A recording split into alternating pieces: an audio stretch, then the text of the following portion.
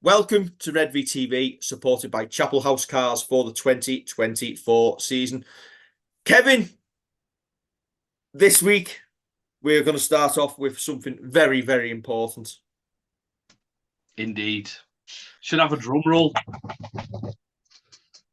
Our fifth show of the 2024 season. Redvee hits 1 million views and our 2024 predictions. So before I let you have a moan, Kevin, congratulations. And congratulations to you too, David. 7 years since we started doing Redvee TV. It was on Friday. I did retweet the video. You had slightly more hair, and I had a lot less weight. I probably had a lot less weight as well, mate. Yeah, it feels so long ago, doesn't it? I've got memories of doing it in the first season, and I think we were driving home. I think it was from Salford. We had a few thousand views at the time, and I think I was saying to you, do you know what? If we ever get to 1 million, we'll just pack it up and resign. Yeah. That'll be it, done and dusted. Never to be seen again. I can shut this lid now then. Done. Yes. But here we are, 7 years later, 1 million views up. And going as strong as ever. And do you know what? Look, Kev, we made the St. Helens Star. We did. We did indeed. Nice little write-up for us there. That's it. This achievement, while obviously we're the ones who get home from Hull at 1 o'clock of the morning or after deal with you turning up 15, 20 minutes late for me when we're going to away games. Obviously, we couldn't just do it without people watching us. We wouldn't have carried it on if we hadn't have had such a good feedback from people and the cast of others who step in when we need them to. We couldn't do it without them. Yeah, I think we've been talking about Saints only being as strong as its squad. I think the same has to be said for Redvee TV. There's times over the years where circumstances dictate that either myself or you aren't available. Or at times there's been both of us not there. And without the likes of Peter Elder, Kev Cunningham, Dave Howarth, Don McCormack, and various others along the way, we wouldn't have been able to make sure that we have consistent output from every Super League game. So yeah, thank you to the guys who join us. Thank you to everyone who watches. I'll never get past people who I don't know coming up to us and basically feeling like they know us, and being able to have a conversation. It's I think we met a gentleman and his wife last Sunday, who said he obviously enjoyed watching us. I knew all about my problem getting a hat that fits my head. Yeah, we were described as the talkers, I think, as well, which is, I'm quite happy with that. We could have been called a lot worse. But yeah, you're right. And you mentioned some names there, and you can mention Martin Harvey and Dan Shakespeare, Paul Ellison, who've been on with us as well, and the people who comment. So when you get Martin from Leeds, Paul from Stoke-on-Trent, you get quite a few people who kind of get involved. As you say, it's still, I think it's still weird. Well, not weird, but I'm not used to it when I'm walking around Aldi or Tesco and people just say, "Oh, what did you think of that on Friday?" And you're thinking, "Why did you stop?" Oh, obviously they've seen and they want to have a little bit of a chat about it, or they'll mention it a moment. And it is, listen, it's lovely. It's great that what we tried to do was set it up as if we're just two fans having a chat about the game. Not trying to be experts, not trying to be clever, just saying what we see. If you disagree with us, absolutely fine. If you agree with us, absolutely fine. If you're somewhere in the middle, again, brilliant. And I think those who kind of do talk to us and are respectful, come over and chat to us, it still is a little bit like, why are they talking to me? All right. Yeah, okay, the awkward thing for me is I'm stood there for the first 30 seconds working out whether I actually already know them and my memory is that bad, or it's somebody who's watched us on Redvee and just wants to have a chat. So, do you know what? Help us out. If you do come over to us to have a chat, just tell us you watch Redvee. Yeah. And I think it's mad because I've seen some comments, and you've got people watching us all over the world. So obviously we know we've got people in China watching us. We've got people in the Cayman Islands. We've got people in Australia. I think there's Joe who's South African. And when you think, how is this happening? How has this actually happened? And it's really, really nice. It's so good and so heartwarming to think that people do want to listen to an opinion, and people know that they can share their opinion with us. And we've got the platform to kind of give our kind of feedback on that, and we understand that. We'll never dismiss someone's opinion. We'll always be able to debate it with you. And you know what? It might improve my understanding, your understanding, whoever. It might just be something that you take a little bit of someone else's thoughts and think, you know what? I agree with that. I'm going to add that to mine. If I've plagiarized anybody's opinions or bits of anybody's opinions over the years, I would like to say sorry, but I wouldn't mean it. Yeah. And I think that's the thing for us. We're not ever classing ourselves as rugby league experts. No. We're classing ourselves as Saints fans talking about the game. And listen, you probably go through and clip plenty of clips through the years where I've said, I don't know. I haven't got a clue. Or I've learned something there. And do you know what? We get guests on, people who join us after the game. And sometimes you have to stand in awe and just listen because you think, you're dead clever and I'm not. yeah. You actually, this sounds brilliant. And there's been times, and again, I think we'll mention Martin Harvey because he played the game at a decent level. And I remember, I don't know if I was behind the camera or I was watching it after, but I don't think I was on the show.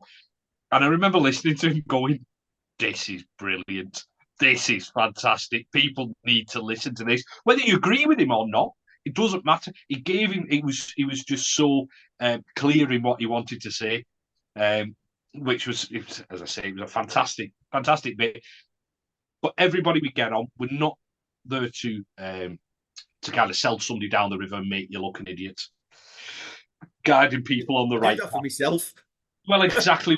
We'll be the only ones who do anything like that. But we try and guide people on where we want to go with the conversation. Although, if we do have Kev Cunningham on, we have got to realise that he's going to say, "And what about?"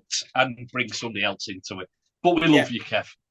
The best part of me is obviously being part of the Saints community, and knowing that people do watch, and obviously the views show that they come back and watch again and again, and they enjoy the content, and just having that niche and that place to be. We don't try and be the news source. As I put a tweet out during the week, you've got the likes of Mike Critchley from the St. Helens Star putting out admirable work locally to keep the Saints fans informed. And obviously then nationally, you've got all the national journos doing their part.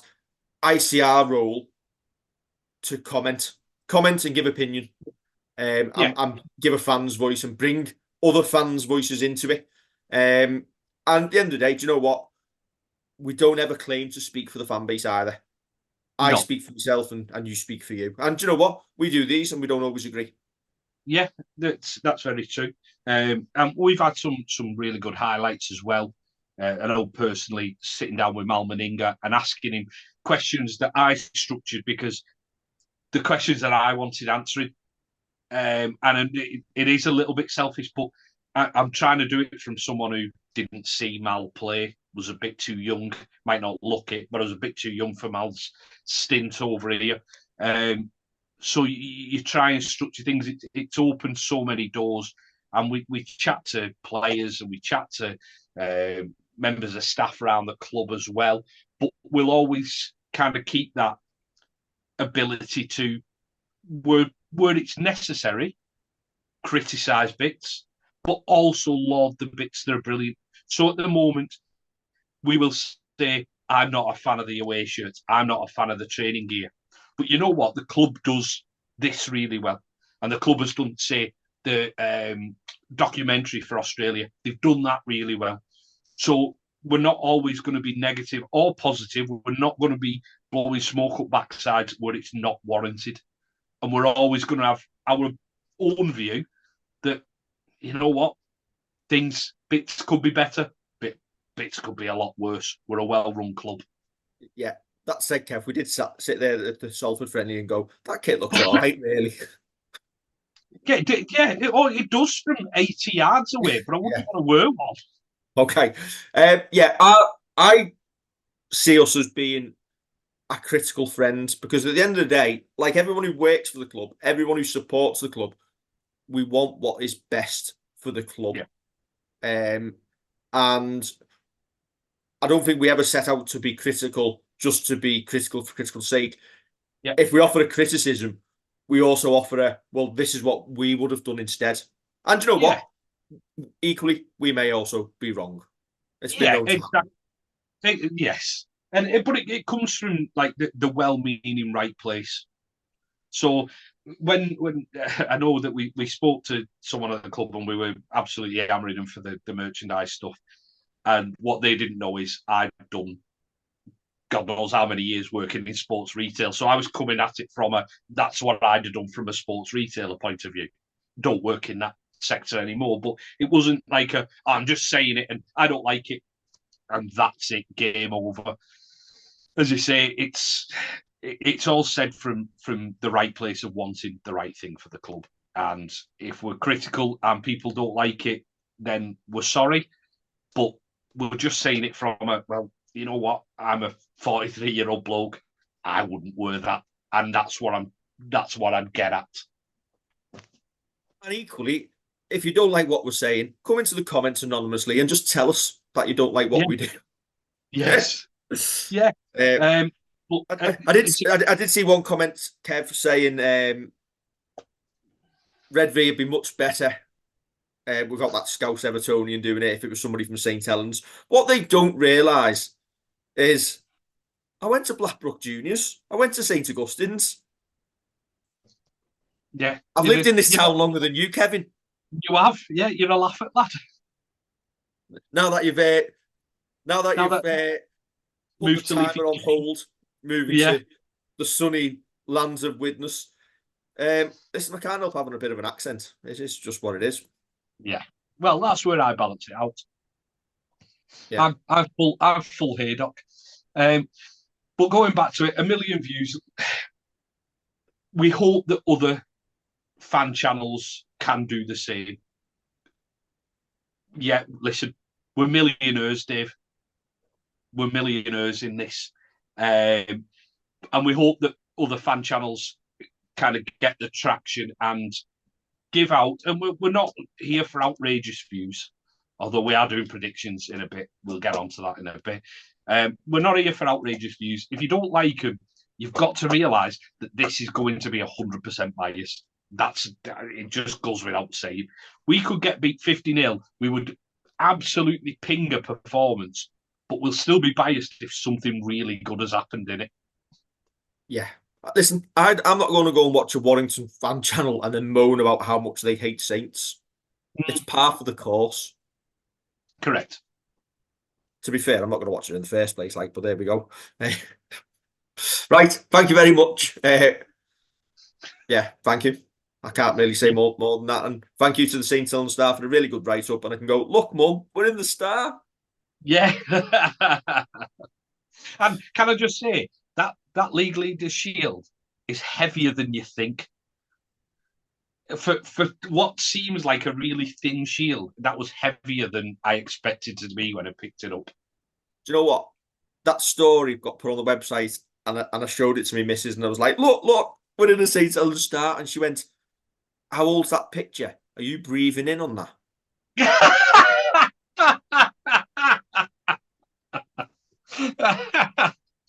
Brilliant. No, that's wonderful. Well done.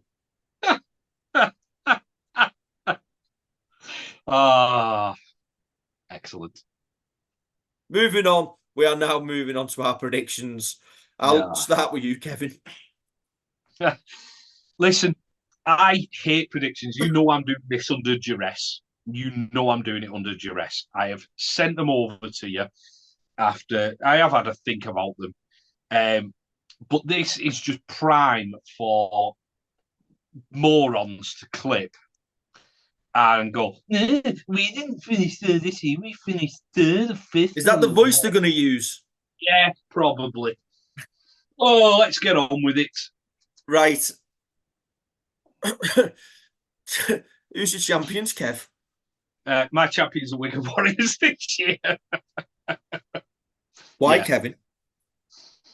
I think they've upgraded on quite a few positions. I think Cruz Leeming's an upgrade on Sam Powell. I think they've recruited well with Kai Pierce-Paul going and Morgan Smithies going and bringing Luke Thompson and Sam Walters in. Aaron Kieran and Toby King, similar. Probably get a bit more points out of Kieran because he's a goal kicker as well. Whether he'll be doing that job, I'm not sure. They've just got strength in depth. It feels. I know they've replaced a lot of like for like, so a lot of players have gone. Not even mention the likes of Cade Cust and people like that. And they can rotate.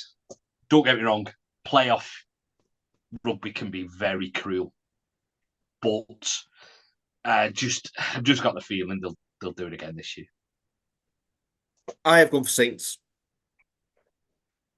Purely being a Saints fan, I think we'll be there or thereabouts. I think we've gone under the radar in terms of no one is talking about us, not in the media, not fans. And there's this illusion that we were really, really bad last year. But as not great as we were at times, we still finished level on points with Catalan and with Wigan. Obviously, points difference right in the paper, we finished third. But we won as many games in the league as they did. I'm just so glad you didn't say we finished joint top because that proper grinds my gears. No, we didn't. We finished third. And why did we finish third? Because we didn't score enough in the attack and we didn't defend well enough. So points difference puts you where you essentially deserve to be at the end of the day. But in terms of our league points, we finished level on points. So we're not that far off. Equally, I think we've upgraded. I think Darryl Clark will have a really good year. I think Matt Whitley, I've got him as my Saints player of the year, which we'll talk about later. You've got Joe Batchelor back to form. You've got George Delaney starting from the start of the year after a good half a year, 2/3 of the year last year. You've got youngsters coming through. You've got some more pace in the back line in Wonga Blake. And you could probably clip this. I can't see us being as bad for injuries and disciplinary this year. Surely. We cannot get any worse. It just can't happen. That's probably a thing with the likes of the halfbacks. We've spoken about it in the previews, the play previews, where you've had an injury that can be very, very painful for Lewis Dodd. You've had broken ribs for Johnny Lomax. Hopefully keep them two fit. And I know it's a big ask because we could go through every single team and argue the same. It's a big ask to keep people fit, but if we can and we do, then I put second there. But you have a look at the league last year, you could have thrown a blanket over quite a few different teams. Yeah, and I think this is the important thing for me. Listen, I've put Saints champions, but if you go with that league table that I've gone with, let's disregard 5th and 6th. If the semi-finals come round and it's that top 4 and Saints were to play Hull KR at home, Hull KR could come and do a job. Equally, you'd hopefully think Wigan, hopefully, but Wigan would see off Catalan. But if it was the other way round and Wigan were third, Catalan second, you wouldn't back Wigan to go to Catalan and win. And then if it was a Saints-Wigan final, we'd be sat here doing our preview going, do you know what? It doesn't matter who finished top. It's a derby. This could go either way. As I said, playoff rugby can be very cruel. Yeah. We don't know who's going to be fully fit. We don't know who's going to suffer injuries throughout the year. I would argue, for me, any one of the top 3 that I've listed could finish as champions. And arguably, Hull KR could also be in that mix as well. So I'm going with Hull KR in third just because of the Willie Peters effect. I think they've brought in 10 So they do need their signings to gel quickly. But I think they've recruited well. And I think it will be a case of he'll get them over the line. I think Catalan maybe have lost a little bit too much with losing the likes of Sam Tompkins. And it'll be a big season for them with Theo Farge and Jordan Abdul coming in and having to gel straight away. I've still got Catalan fair just because I think they win so many games at home. The bottom half of the table, though, Kev, I think we're pretty much the same on. Yeah, well, I think it's the same at top half and bottom half. There's only a couple of differences. I think we've got Catalan and Hull KR different places. And listen, that top six that I've put there as well, would I be surprised if Warrington weren't in it? No, they finished sixth last year. It wouldn't surprise me if they didn't creep in. I just don't know what we're going to get from a Sam Burgess team. And when it comes to the bottom bit, and this is where I think you might get a couple of away fans kind of moaning, Huddersfield just aren't consistent enough. There's a big ask for them to be consistent. Hull FC, Sorry, Kev. I've put them, Sorry, Kev. Yeah. Huddersfield can't even get a bunch of their fans together to go to a game, so I don't think they're going to get anybody watching Redvee. Fair enough. Might be a bit harsh. Hull fans will come at you. Yeah, Hull fans will. Right. It'll be interesting to see how Hull go, because Hull have got a good coach. And I always maintain a strong Hull would be good for Super League. But I don't know enough about the signings, and this is on me, but I don't know enough about their signings to say that they're going to be better than ninth. They finished 10th last year. I also think Jake Truman's coming back from an Achilles injury. And they've signed Famanu Brown, who I think we were linked with a couple of years ago as a possible backup hooker. And I'm not sure he's a 7. This is where they'll obviously prove me wrong. And they played well when they played against us in the league at their place last year. But I just don't know enough about their signings to say, yeah, they've made great recruitment and they're going to go up the table. If they finish further up the table, then obviously it's been due to the signings they've made, because I feel like again, is the squad something that I look at and think your top 6 material? Yeah, I'm not sure. We're not going in depth on everyone because it's Redvee TV, not black and white TV, etc. It's probably black and white TV if you're still watching in Wigan. But I'm of the feeling at this moment in time, Hull FC could field the entire Penrith Panthers lineup in a Hull jersey, and they'd still be shocking. It's just the culture of the club. They'll have a couple of good games at the start of the year, and then they'll tank about 11 on the bounce. It's weird, isn't it, with Hull? It is weird that prove me wrong. They probably need a clean broom, to be fair. But I think that's what the problem is, Kev. That clean broom has been through that changing room about 50 million times, and it's now full of rubbish. Well, it's like, I think it's more like Trigger's broom, where it's had like 8 different handles and 4 different heads, hasn't it? Yeah. But yeah, and then looking down at the bottom of the league, I know we're not going too in depth. London not being fully full time is pretty much them gone, I'd say. Salford, I feel like they've just not got enough depth. And I think Castleford have got a younger squad, which might do them a little bit better. Because Salford, I was reading them to you the other day, they've got quite a few players who are in the 30s, but not with that massive youthful element round them. And they just seem to be losing players left, right, and centre. And I think they've lost too many good ones, which is an absolute shame. And they'll now put the annual school on us at the AJ Bell now. I've said all that. Yeah, I joined Matt Shaw's Rugby League podcast for a quick chat about St Salford last week. And I said Salford don't look like they've got a plan. And they had one player playing for them. Won't name names, won't name a number, but look like he'd won a raffle. That says it all. But yeah, look, they'll finish above London on the basis London are part-time, and that's what's going to do them. Yeah. Okay, Challenge Cup. We've both gone Saints. Challenge Cup. Listen, you could get Wigan away first round and be out. You could get Catalan. Yeah, you could end up getting turned over by Warrington. You could end up getting turned over by Cass. It just depends on which team you've got available to play and where you're playing it and your route there. I've said Saints just because I think I could have picked any one of that top 7 probably that I've picked there, and I don't think you could argue with it. No, pointless predictions.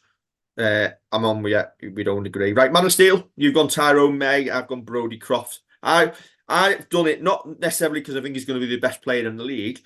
It's because he's going to be the most consistent player in a mid-table rubbish team who will win enough games for him to get enough points to win the award. I've done Tyrone May quite similar. I think Brodie Croft's a great shout, and he'll obviously win it this year because I had a 5 on him last year and he didn't win it. So that's what will happen. I've gone Tyrone May just because I was thinking one of the teams who are around the top, but again, good players, solid team, but just someone who might stand out a little bit more. If you're going to go for one of your top teams, like your Wigan, your Saints and that, yeah, you're going to look at Jack Wellsby, you're going to look at Jai Field, possibly somebody like Cruz Leeming as a different shout, or somebody from Leeds. Reece Martin always seems to be quite consistent for them. Maybe him. And it'll be a big year for somebody at Catalan, maybe Arthur Morg chances. But again, that's how they're going to vote for it this year. Is it going to be like a Paul McShane one, or is it going to be more of a Bevan French like last year? Yeah. Saints Player of the Year, you've got Lewis Dodd. Yeah, I'm hoping to see an injury-free Lewis this year.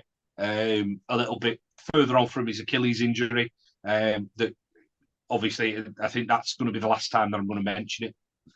Touch wood, he doesn't get anything as bad as like that ever again. That's the last time I'm going to mention it. But he's a year on, so I'm just hoping that the confidence is back, the handbrake is off, and we see the best of Lewis Dodd. I've gone for Matt Whitley for reasons we spoke about in his player preview. I think he's a really good player, but I think he's going to come as a surprise to many Saints fans who won't necessarily have seen him week in, week out playing for Catalan. I think he's going to flourish in our team, and he'll have an impact similar to what Joe Batchelor did when he came into the team. I think you'll see him on the score sheet plenty of times, getting over that try line. So I've gone for Matt Whitley. Excellent. Okay, right. We'll be back in September to go through these and be proved completely and utterly wrong as London shock everyone and make the grand final.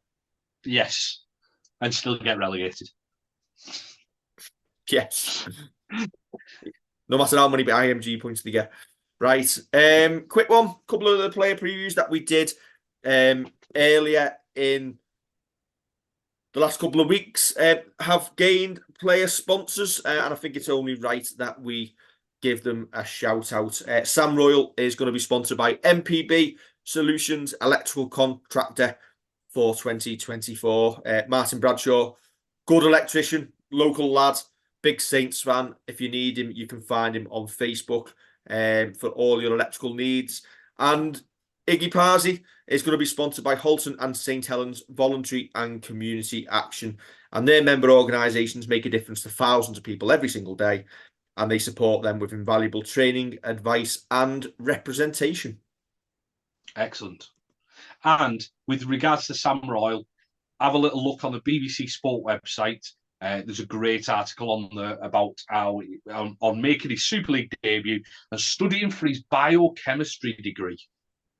Nearly as clever as me and you, Kevin. Yes.